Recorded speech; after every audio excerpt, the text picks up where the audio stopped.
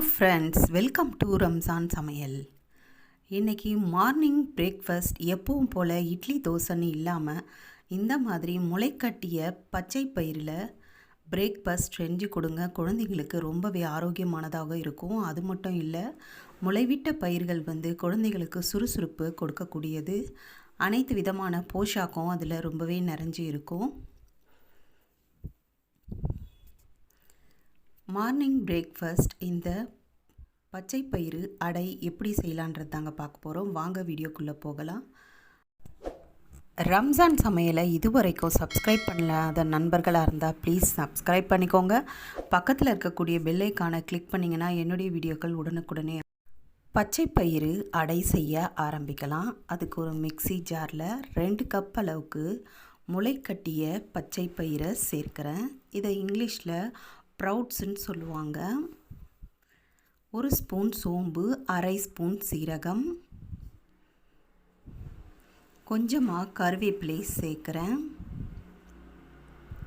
1 பச்சை மிளகாய், காரம் உங்கள் தேவைக்கேற்ப சேர்த்துக்கோங்க.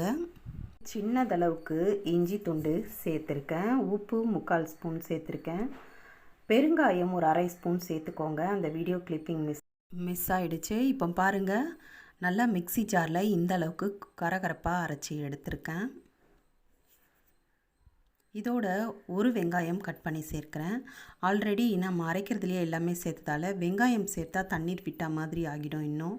அதனால தான் வெங்காயத்தை கட் பண்ணி சேர்த்துருக்கேன்.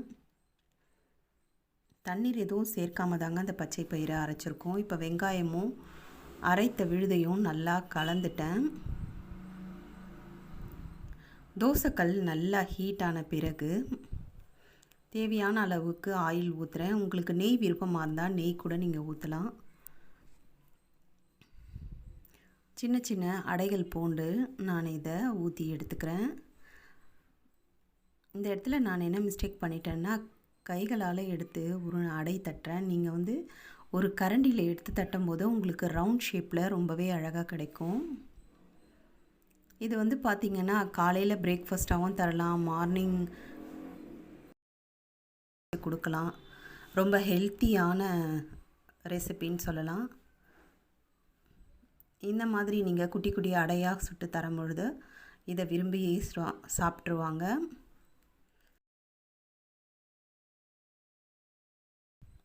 இப்போது 2 நிமிஷத்துக்கு பிறகு இந்த அடைகளை திருப்பி விட்டுடுறேன். மேலே ப்ரௌன் கலரில் வரணுங்க. இதை சுட சுட சர்வ் பண்ணும் போது ரொம்பவே விருப்பமாக சாப்பிடுவாங்க. இதை எல்லாமே ரெடி பண்ணி வச்சுட்டு ஸ்கூல் விட்டு வர குழந்தைங்களுக்கு சட்டுன்னு தோசைக்கல்ல ஊற்றி கொடுத்தோன்னா ரொம்பவே சுட சுட விருப்பமாக சாப்பிடுவாங்க. இந்த பக்கம் 2 நிமிஷம் வெந்த பிறகு திருப்பி விட்டுட்டிங்கன்னா அந்த பக்கம் 2 நிமிஷம் வெந்து வந்துடும். அவ்வளோதான், சுட சுட நமக்கு பச்சை பயிறு அடை தயாராகிடுச்சுங்க. இந்த வீடியோ பிடிச்சிருந்ததுன்னா லைக் பண்ணுங்கள், நிறைய ஷேர் பண்ணுங்கள்.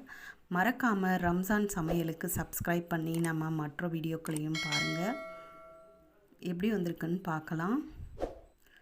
உள்ளே பாருங்கள், சாஃப்டாக மேலே நல்லா இருந்ததுங்க. நீங்களும் ட்ரை பண்ணி பாருங்கள். Healthy food, healthy life. Video வாட்சிங் தேங்க்யூ.